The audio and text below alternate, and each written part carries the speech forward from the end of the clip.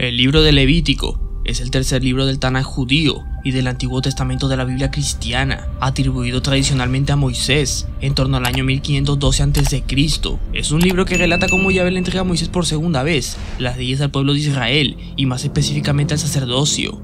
Así que en este video voy a tratar un resumen y análisis de este libro bíblico que sigue siendo utilizado por los judíos y cristianos en la actualidad, así que ahora comenzamos.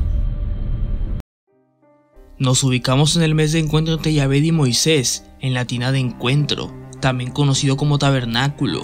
Una vez que está terminada la construcción del tabernáculo, Dios le ordena a Moisés cómo los israelitas tienen que realizar sacrificios de animales en la tina para rendirle culto. Se encarga a los hijos de Aarón ser los sacerdotes, quienes son esenciales para manipular la sangre y llevar a cabo dicho ritual. Se describen los diversos sacrificios desde el punto de vista de los sacrificadores, y más adelante se describen más sacrificios, pero desde el punto de vista del sacerdote, quien como realmente lleva a cabo el sacrificio y divide las porciones, necesita saber cómo hacerlo. Los sacrificios en la tienda de encuentro son entre Dios, el sacerdote y las ofrendas, aunque en algunos casos el sacrificio entero es en una sola porción a Dios, es decir, que se quema hasta las cenizas.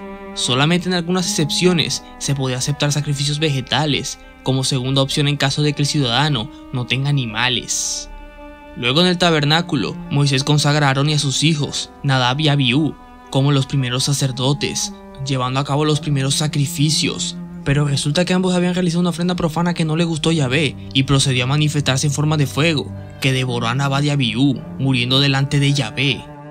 Tras esto, Moisés encarga a los otros dos hijos de Aarón, Eleazar e Itamar, que se conviertan en sacerdotes, y para no ser devorados por el fuego de Yahvé, no tienen que llevar la cabeza desgreñada, ni que rasguen sus vestidos, pues es algo que ofende mucho a Dios. El propósito de estas leyes es subrayar el carácter del sacerdocio del altar, es decir, aquellos sacerdotes con poder para ofrecer sacrificios a Dios, como un privilegio de parte de Aarón, y las responsabilidades y los peligros de su posición.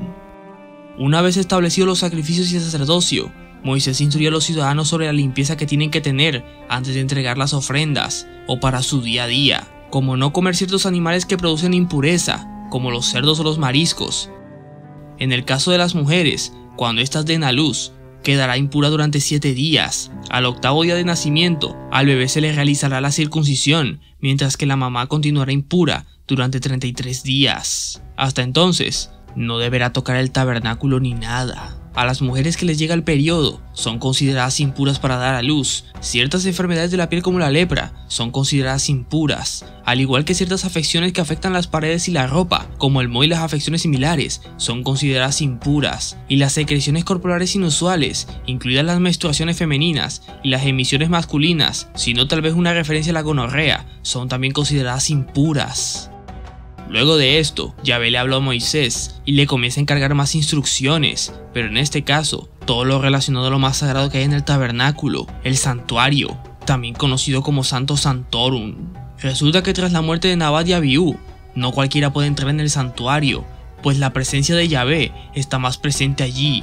Ordena que una vez al año, el sumo sacerdote debe entrar en la parte sagrada del santuario. Debe sacrificar un toro por los pecados de los sacerdotes y un macho cabrío por los pecados del pueblo de Israel.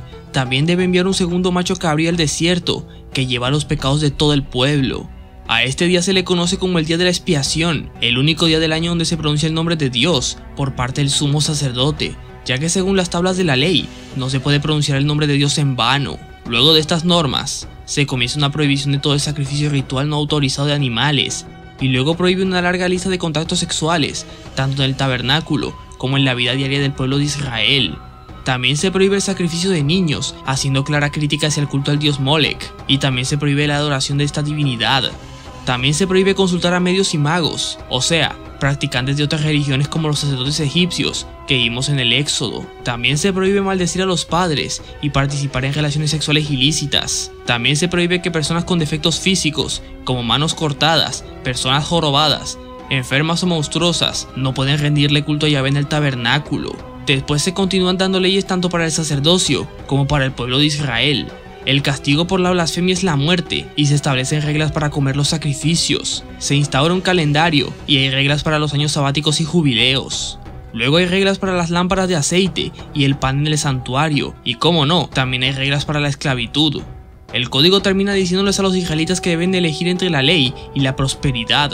por un lado o por el otro, castigos horribles, el peor de los cuales será la expulsión de la tierra, o ostracismo, como se le conoce actualmente, donde el ciudadano es expulsado de sus tierras natales. Luego Yahvé le habla a Moisés y le comienza a hablar de las personas y cosas que sirven como dedicación hacia él y de cómo uno puede redimir.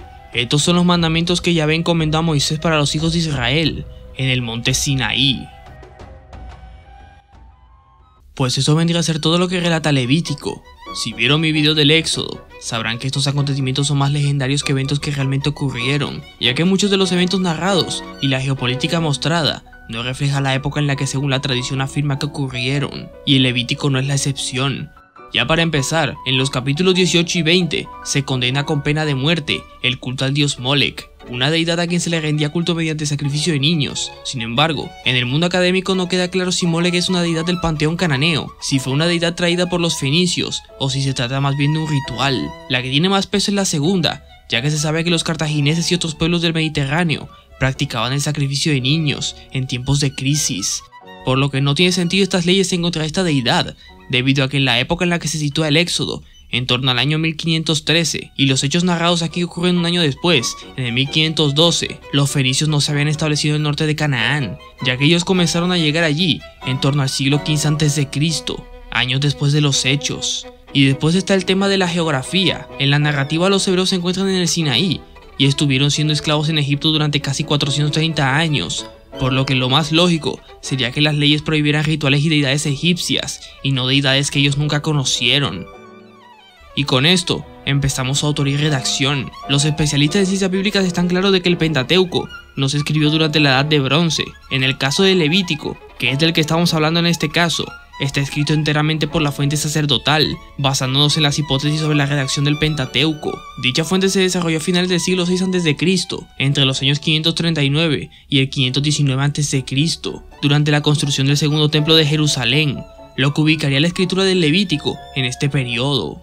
Pasando a hablar de la obra, esta más que una narración, es más dogmático y legislativo, sirviendo para aprender los rituales y costumbres de sacerdotes en Israel, y cómo estos tenían que comportarse en el día a día. El mensaje principal del Levítico es la santificación, comunicando que la aceptación y el perdón de Dios deben ir acompañados de una vida santa y crecimiento espiritual. Y bueno, hasta aquí llega el resumen y análisis del Levítico. ¿Te gustaría que hiciera más resumen y análisis de otros libros de la Biblia? Por favor, me lo puedes dejar en los comentarios. Además de eso, dale me gusta al video, recomiéndame otros temas similares. Puedes suscribirte al canal y así me ayudas muchísimo. Y nos vemos en el próximo video. Chao.